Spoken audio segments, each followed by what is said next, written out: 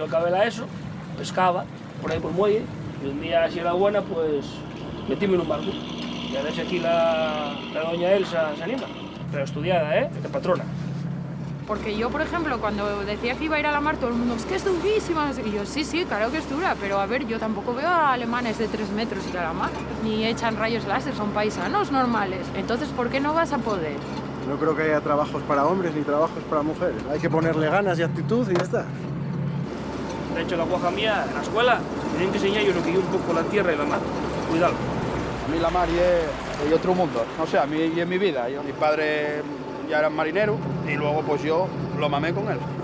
Empecé a pescar aquí en 2006, pero trabajando en la hostelería. 1.000 millones como Adu, que vengan.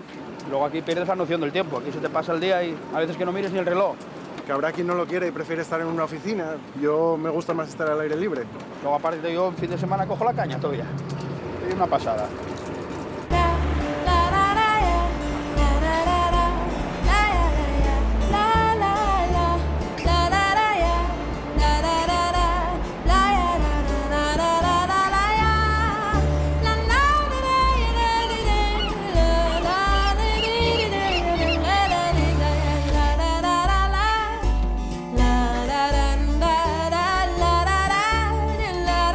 Vas a ayudarme, ¿Ya sabes tú?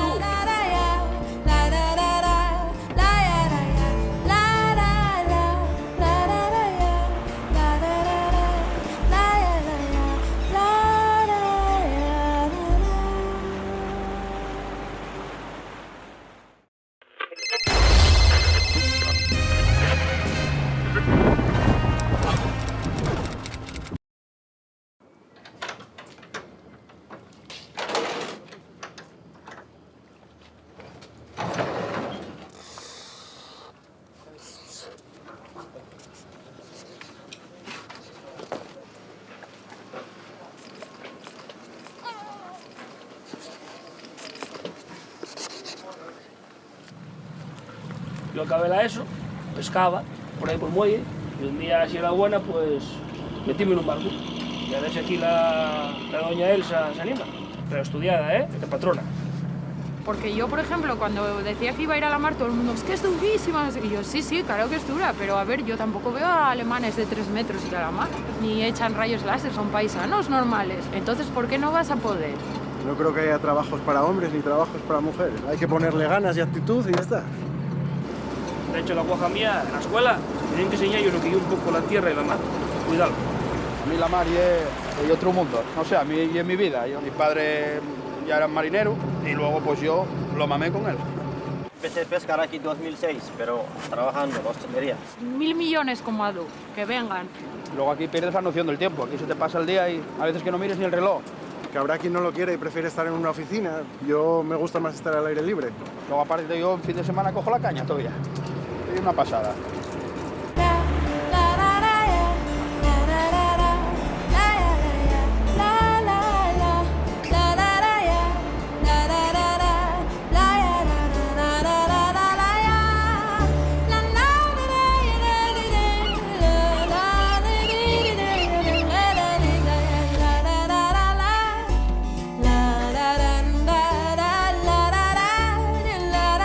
Vas a ayudarme,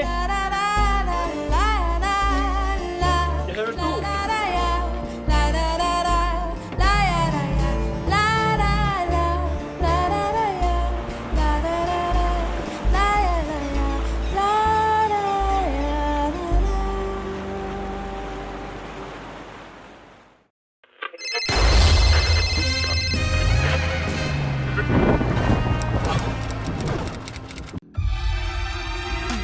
Subimos a lo más alto para llegar hasta ti.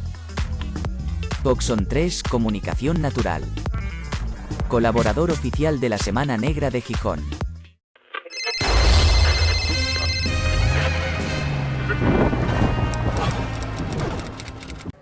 Hola, buenas tardes a todas y a todos.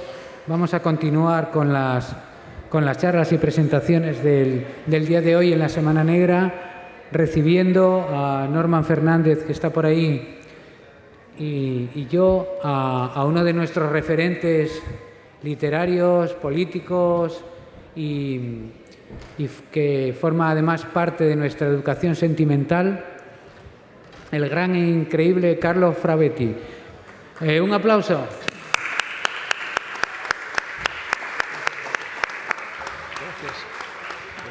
En realidad vamos a presentar su último libro.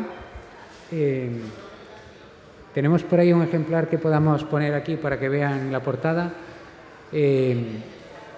Luego lo va a estar firmando en la caseta de la venta donde está Natalia, pero antes queríamos también aprovechar no solo la presentación, ya que lo tenemos aquí y como os decía forma parte de nuestra educación sentimental de diversas generaciones, porque yo soy de una generación, Norman es de otra, posterior a la mía, pero sin embargo él es un nombre que nos ha unido en muchas cosas. Y además de presentar este libro, sí que queríamos aprovechar para que él nos contase algunas cosas de su carrera también, porque muchas... Vale.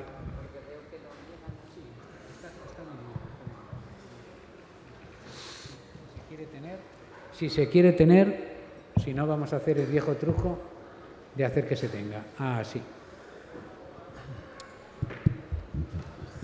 Bueno.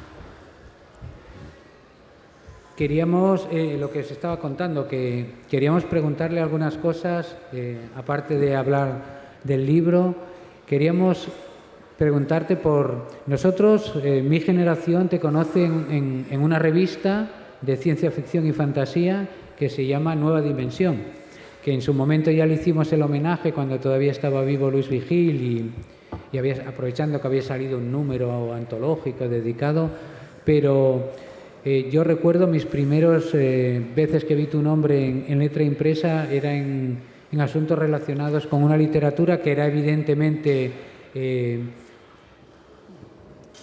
comprometida en ese momento y peligrosa para el sistema en aquel momento, que bueno, todo era peligroso lo que era cultura para el franquismo, pero la ciencia ficción también y probablemente más, ¿no? Todo lo que era raro, diferente, extraño era peligroso. ¿Cómo fue que yo vi tu nombre en una revista como Nueva Dimensión y en aquel mundo de literatura maravillosa y para el lector adolescente necesaria y instructiva? ¿Cómo fue de dónde venías? ¿Quién era Carlo Fravetti?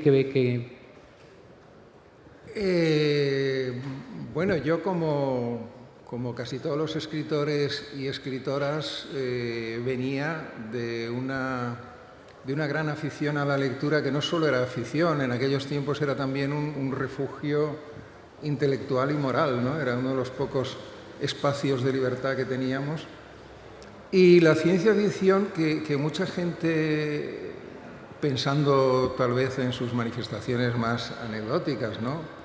Por desgracia también las más conocidas, como pueden ser las series de batallitas galácticas que no son tan recientes como puede parecer, vienen de antiguo. Pero mucha gente lo ve como un género de evasión, pero en realidad la mejor ciencia ficción es, yo creo, la narrativa que más contribuye a flexibilizar las mentes, por decirlo de alguna manera, ¿no? Que nos obliga a plantearnos cuestiones que damos por supuestas desde otro ángulo, desde otro punto de vista. A mí, además, tiene algo muy positivo la ciencia ficción, que yo he tenido a lo largo de los años la ocasión de comprobarlo en numerosas ocasiones. Es muy frecuente que alguien entre en la ciencia ficción. Bueno, fue mi caso también, de niño. Lo que me fascinaban eran los marcianitos y los platillos volantes y tal.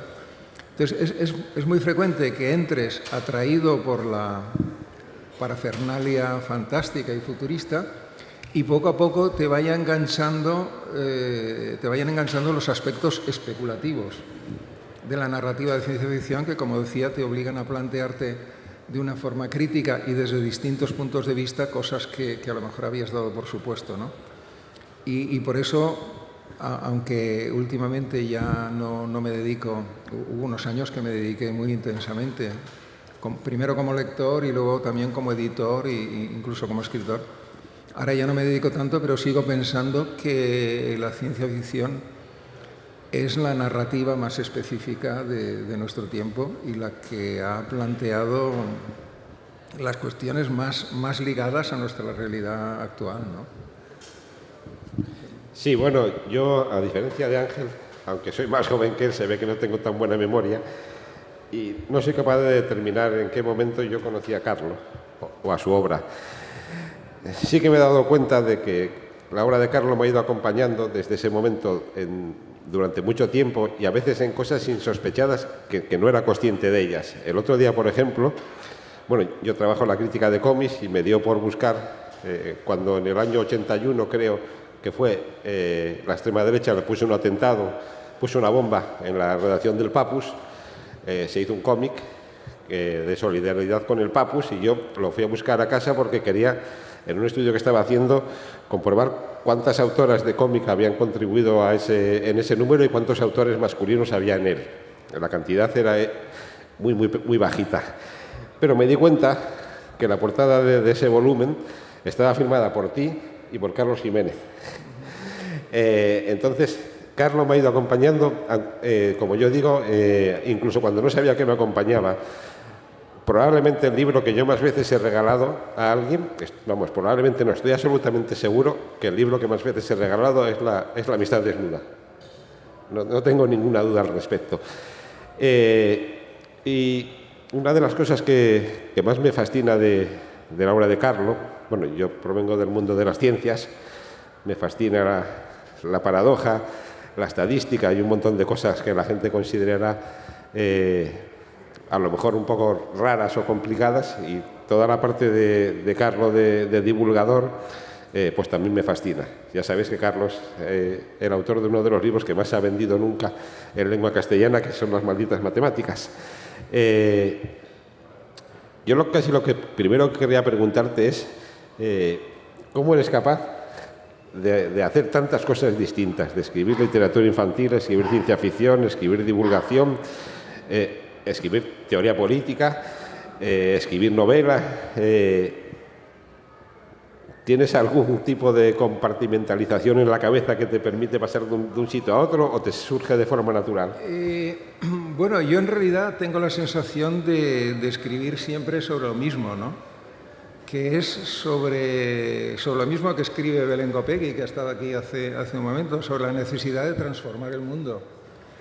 Y los vehículos cambian a veces, pero el viaje siempre es el mismo. Es partir de una realidad sumamente insatisfactoria, sumamente injusta, y intentar por todos los medios contribuir a articular un discurso y en ocasiones alguna propuesta de acción también que vaya en el sentido de modificar esa situación, ¿no?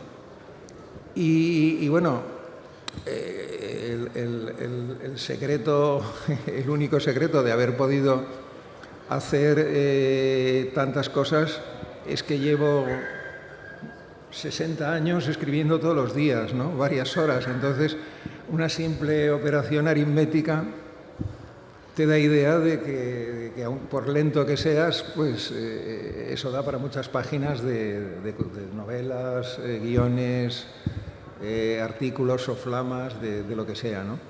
Que en cada momento son las circunstancias un poco las que te llevan en una dirección u otra, ¿no? Y yo, si por mí fuera, en un mundo más justo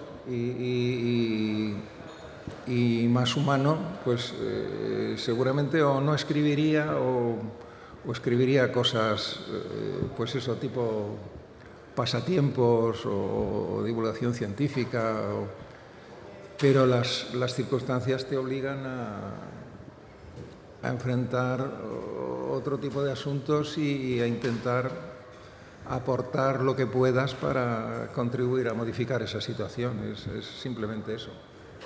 Y entre las cosas que has hecho están los guiones de cómic.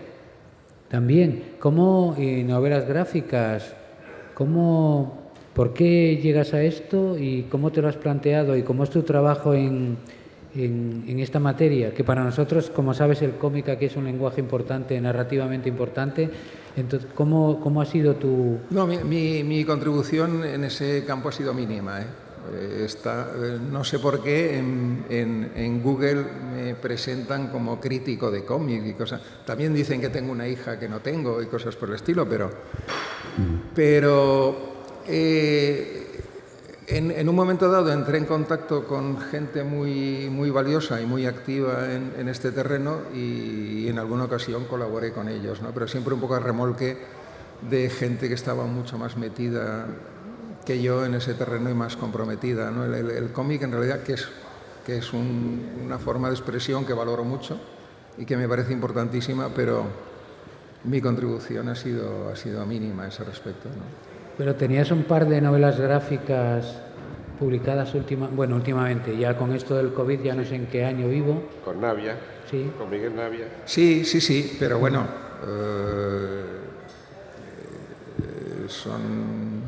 insisto, en el conjunto de mi obra son realmente mínimo y en comparación con la obra de cualquier profesional del ramo, pues es insignificante. No sé, he publicado un par de álbumes y algunos guiones sueltos por ahí a lo largo de los años, pero que claro, cuando los años son muchos, ¿no? aunque la frecuencia sea poca, pues se van acumulando unas cuantas cosas, pero no. Pero ¿cómo en esta versión de guionista, que muchas veces tiene poco que ver con la de escritor de novela o de cuento, ¿cómo es tu planteamiento previo? Es decir, ¿o has tenido más, que esto no me lo sé, has tenido más trabajos de guionista en otras esferas, como pueda ser, en la tele evidentemente, pero digo, en el cine, ¿cómo te planteas el trabajo en ese medio? Bueno, es que a mí me gusta mucho el trabajo de escritor, creo que tiene muchas ventajas y es una gran suerte poder dedicarse a ello, pero tiene algunos inconvenientes y uno de ellos es que pasas muchas horas sentado y otra es que pasas muchas horas solo también, ¿no? Entonces, los guiones para mí sean de cómic, de cine, de televisión, sí he hecho muchos guiones, más de 600. Claro. Tiene la ventaja de que te obliga a colaborar con otras personas y a salir de tu pequeño mundo personal para interactuar mentalmente con otras personas que aportan cosas a otros niveles que a lo mejor tú no controlas tanto, ¿no? Y ver que esa unión de fuerzas heterogéneas de pronto puede dar lugar a un producto que está por encima de las posibilidades individuales de cada uno de los participantes, pues es muy gratificante. Aparte que el propio contacto humano, ¿no? Para mí una experiencia maravillosa en mi vida fue el programa La Bola de Cristal, sobre todo por la gente con la que estuve trabajando durante 5 años, ¿no? De una manera muy estrecha y con mucho entusiasmo y con mucha camaradería. Y bueno, eso es algo que el trabajo en solitario, el trabajo individual, nunca te da, ¿no? Pues hablando de tu trabajo más personal y de tu mundo, vamos a pasar a la novela. Hablando de tu mundo personal, porque Terrible Ángel, en realidad su protagonista viene de otra novela anterior. Y además este es un libro... La tengo aquí para que la veáis. Exactamente. Es esta. Es esta. Bueno, es que... porque aquí está lleno de nombres que nos suenan a todos y cuando los juntas nos suenan más. En el libro es una especie de... Bueno, lo vamos avanzando porque si no empezamos ya a hacer nuestra... Sobre todo, sí. Para empezar, ¿qué es un detective íntimo? Eso. Bueno, yo como matemático soy muy aficionado a las ecuaciones y las reglas de 3 y a las operaciones matemáticas o pseudomatemáticas, ¿no? Es una regla de 3 muy sencilla. El detective privado, que es una figura bien conocida, es a la vida privada lo que el detective íntimo es a la vida íntima. Es decir, es un paso más en la función del detective a la hora de entrometerse, porque en última instancia es un entrometido, a veces con el consentimiento de los demás y a veces sin él. Es un paso más, un nivel más de intromisión. Y entonces eso me dio pie a plantear una serie de situaciones que requieren o pueden requerir una actividad detectivesca, una actividad investigadora, pero que se salen de lo que convencionalmente o habitualmente investigan los detectives. Por ejemplo, un olvido, ¿no? Un detective que busca una novela que una autora ha olvidado, y con lo que eso supone de introducirse en su memoria de alguna manera, ¿no? Y es un detective que tiene una tía que lo ayuda en sus casos. ¿Cómo creas? Háblanos un poco del personaje. ¿Cómo le creas? Bueno, ahí por una parte me he ceñido un poco a una tradición que viene de Edgar Allan Poe, ¿no? Y de su Auguste Dupin, que los detectives suelen tener un ayudante o una ayudante que es en gran medida un pretexto para que surjan las preguntas que se hacen los lectores, ¿no? Y no plantearlo como un diálogo interior o como una mera descripción, sino como una interacción entre personajes. Y por otra, tiene que ver con algo muy personal, y es que a lo largo de mi vida, y esto creo que les pasa a la mayoría de los matemáticos, que tienen mucha tendencia a encerrarse en un mundo personal, ¿no? Yo siempre he necesitado apoyarme en personas que me traían de vuelta a la realidad, ¿no? Yo además soy autista diagnosticado desde niño, y bueno, es verdad que nos cuesta especialmente salir de un mundo personal y conectarnos con los demás. Entonces, Marta, este personaje, representa un poco la conexión entre ese mundo de reflexión, ese mundo de introspección y la realidad cotidiana, ¿no? Y yo creo que la principal diferencia que hay entre la primera parte, que es el detective íntimo, y este, ¿cómo es? Que siempre me confundo. Terrible. Debía estar pensando en mí cuando lo escribió. Es que en esta segunda parte pues siguen siendo casos de un detective muy peculiar al que le piden que resuelva casos muy extraños o muy atípicos. Pero esta segunda novela es una novela que tiene muchas referencias a otros trabajos tuyos anteriores. Por ejemplo, el título es el mismo que utilizaste en otra novela, Dándole la vuelta, en la que ya aparecía un detective que tenía una tía que le cuidaba. Sí. Utilizas un concepto que es el del ciberespacio, que ya estaba en otro libro tuyo. Y digamos que coges algunas ideas que habías estado desarrollando en otras novelas y las juntas en otra. Y sobre todo tiene también otra cosa que me llama la atención, porque yo cuando leí El detective íntimo cometí un error pensando que había una especie de identificación entre el protagonista y tú. Luego me he dado cuenta leyendo esta otra que no es tan así, porque en esta sí que hay una especie de autorrepresentación en el personaje de F, que si no recuerdo mal ya había salido en los Jardines Cifrados. Sí. Entonces, ¿por qué decidiste en esta novela coger todas esas partes de otras de tus obras, de otros universos, de otras creaciones distintas y meterlas todas en la misma? Bueno, esta novela, aunque ha salido hace días, la escribí junto con Detective íntimo hace ya más de 10 años, ¿no? Entonces han sufrido una serie de percances editoriales por los cuales Detective Íntimo salió hace 4 años y Terrible Ángel acaba de salir ahora. Y las escribí en un momento como de balance personal, ¿no? Sentía la necesidad de recapitular un poco.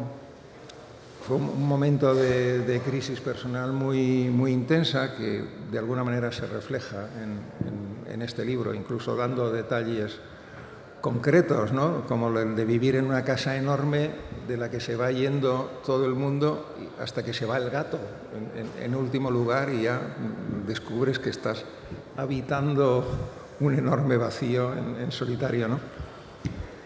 Y esa necesidad de recapitulación, pues sí, se refleja de una manera muy directa, no he puesto el menor empeño en disimularlo, en una serie de alusiones concretas a mis temas recurrentes y a mis obsesiones personales, que al fin y al cabo todos los escritores y escritoras siempre damos vueltas alrededor de unos pocos temas, ¿no? Algunos lo disimulan más, yo lo disimulo muy poco, pero yo creo que siempre es así, ¿no?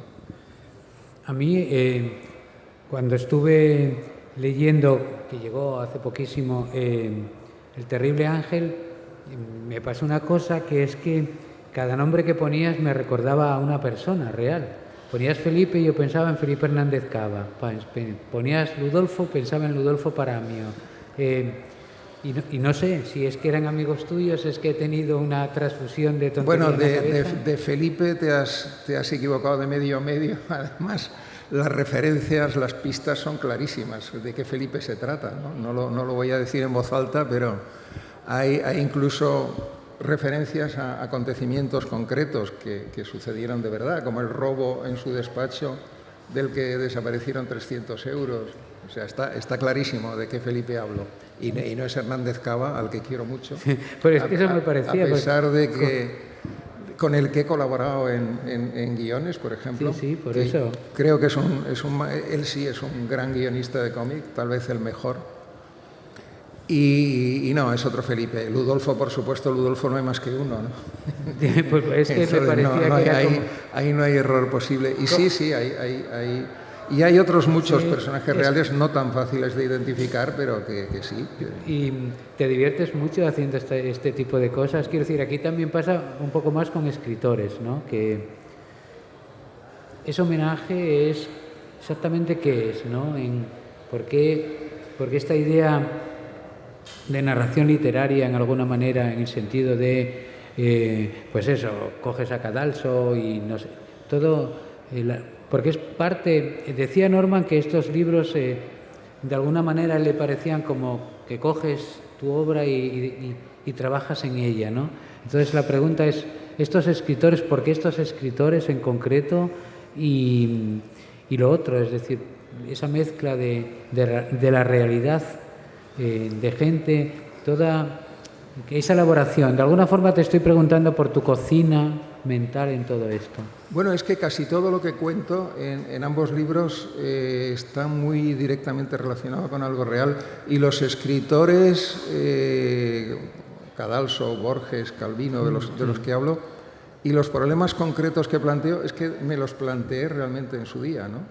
Son dudas o atisbos de posibilidades que en su día me planteé sin pensar en convertirlo en narrativa, pero que de pronto, al aparecer este personaje en mi cabeza, porque apareció de una manera un poco súbita pero no casual, ¿no? Las ideas no surgen de la nada, muchas veces se van, sin que nos demos cuenta, se van madurando dentro de nuestra cabeza y un día eclosionan y parece, esto alimenta el mito de la inspiración, pero que tiene poco que ver con la realidad. O sea, las ideas, sobre todo las que nos implican más, normalmente tienen una gestación larga y trabajosa, ¿no? Y podían haber sido otros, es decir, no es un repertorio inevitable, pero en el momento que aparece un personaje catalizador ya se establece como un diálogo, ¿no? Una dialéctica entre ese personaje y una serie de proyectos o esbozos narrativos que tienes ahí, a veces desde hace años, y no sabías muy bien qué hacer con ellos. Y de pronto las piezas empiezan a encajar y sale algo que tiene una cierta coherencia o no, o que la tiene para ti y a lo mejor para quien lee el libro no tanto, pero bueno, no fue en absoluto casual ni instantáneo, ¿no? Todo lo que hay en estos libros tiene mucho que ver con cosas en las que llevo pensando mucho tiempo. Y, bueno, estamos acercándonos al final de la charla, pero hay una cosa que yo no me resisto a preguntar, ¿no? Dentro de la novela hay un concepto que a mí me parece muy interesante, que parte un poco de una cosa que aparece en Liberespacio, la novela juvenil que escribiste, en la parte en la que dices que todo lo que se nombra existe. Que todo lo que se nombra existe. Ahí presentas un concepto que es el del liberespacio, que me gustaría que explicaras un poco en qué consiste, ¿no? Porque a mí me pareció fascinante y es uno de los, creo que de los motivos por los que os recomendamos que compréis la novela. Él luego os la firmará porque me parece muy, muy interesante. Bueno, tiene que ver con una preocupación, digamos,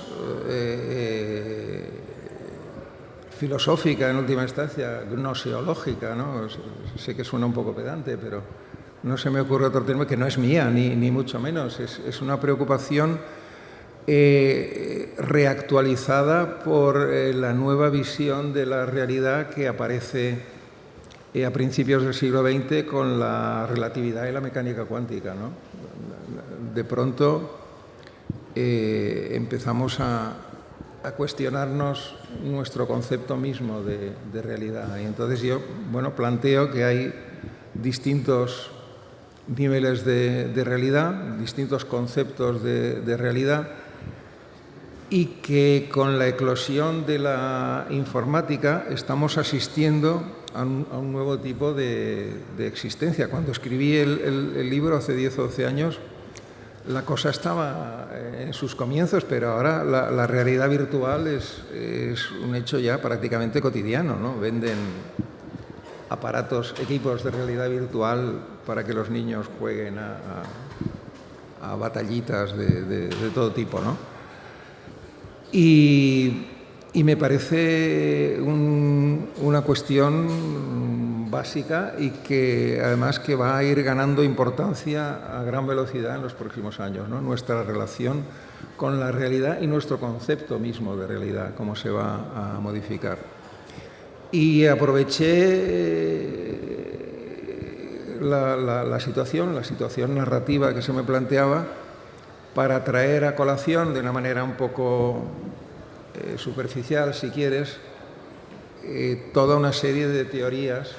Ahí apareció el divulgador que hay en mí, que siempre encuentra la manera de manifestarse, haga lo que haga, pues intento dar un repaso a algunas de las teorías más interesantes y más provocativas sobre el funcionamiento de la mente o sobre los distintos planos de realidad, ¿no? Por eso hablo de Penrose, hablo de Moravec, hablo de unas... y con los que a veces he tenido contactos personales y cito directamente sus comentarios, ¿no? Y sus opiniones, y bueno, me parecía que eso encajaba y le daba una cierta consistencia al relato.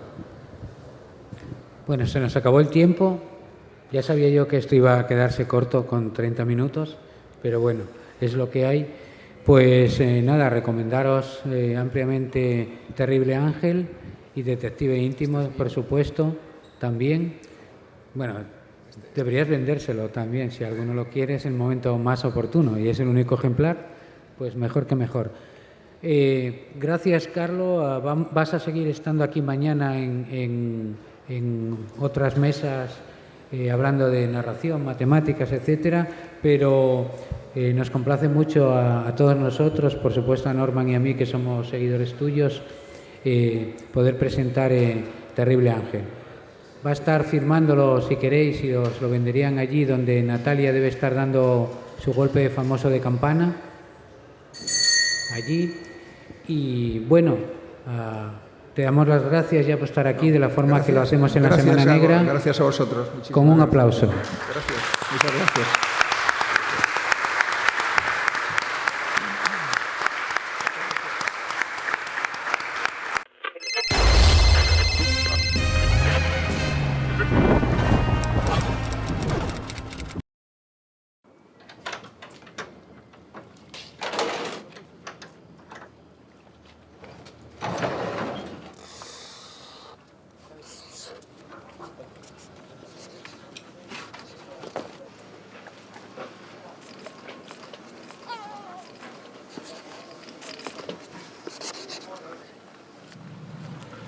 Yo acabé la ESO, pescaba por ahí por el muelle, y un día, si era buena, pues metíme en un barco. Y a ver si aquí la doña Elsa se anima.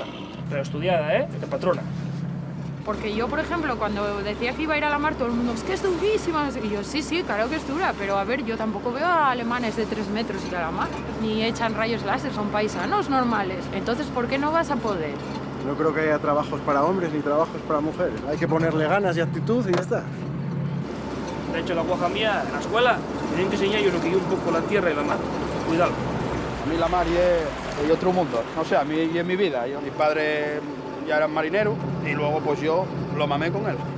Empecé a pescar aquí en 2006, pero trabajando en hostelería. 1000 millones como Adu, que vengan. Luego aquí pierdes la noción del tiempo. Aquí se te pasa el día y a veces que no mires ni el reloj. Que habrá quien no lo quiere y prefiere estar en una oficina. Yo me gusta más estar al aire libre. Luego aparte yo en fin de semana cojo la caña todavía. Es una pasada.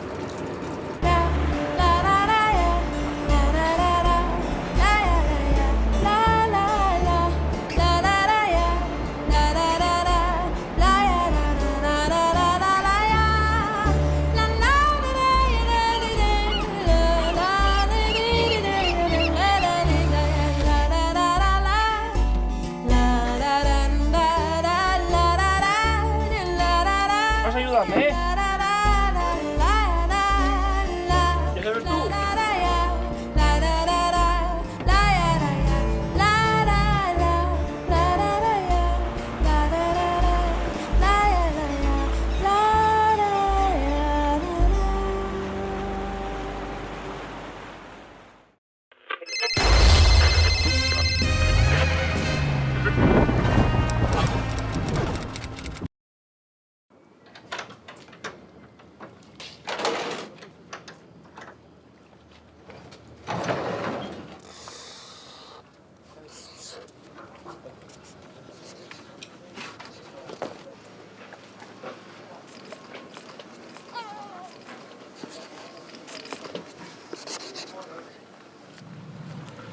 Yo acabé la ESO, pescaba por ahí por el muelle, y un día, si era buena, pues metíme en un barco. Y a ver si aquí la doña Elsa se anima. Pero estudiada, de patrona. Porque yo, por ejemplo, cuando decía que iba a ir a la mar, todo el mundo, es que es durísima. Y yo, sí, sí, claro que es dura, pero a ver, yo tampoco veo a alemanes de 3 metros ir a la mar, ni echan rayos láser, son paisanos normales. Entonces, ¿por qué no vas a poder? No creo que haya trabajos para hombres ni trabajos para mujeres. Hay que ponerle ganas y actitud y ya está. De hecho, la guaja mía, en la escuela, me tienen que enseñar yo lo que yo un poco la tierra y la mar. Cuidado. A mí la mar es otro mundo. No sé, a mí y en mi vida. Mi padre ya era marinero y luego pues yo lo mamé con él. Empecé a pescar aquí en 2006, pero trabajando en hostelería. 1000 millones como Adu, que vengan. Luego aquí pierdes la noción del tiempo. Aquí se te pasa el día y a veces que no mires ni el reloj. Que habrá quien no lo quiere y prefiere estar en una oficina. Yo me gusta más estar al aire libre. Luego aparte yo en fin de semana cojo la caña todavía. Es una pasada.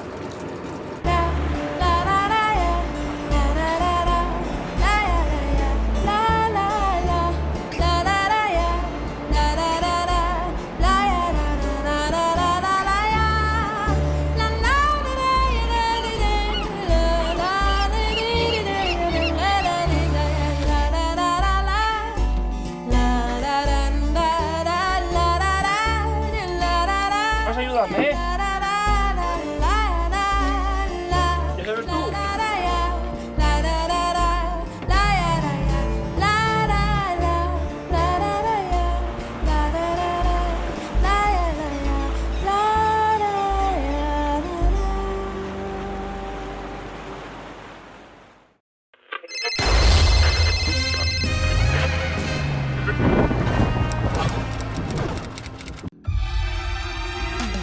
subimos a lo más alto para llegar hasta ti. Coxon 3 Comunicación Natural. Colaborador oficial de la Semana Negra de Gijón.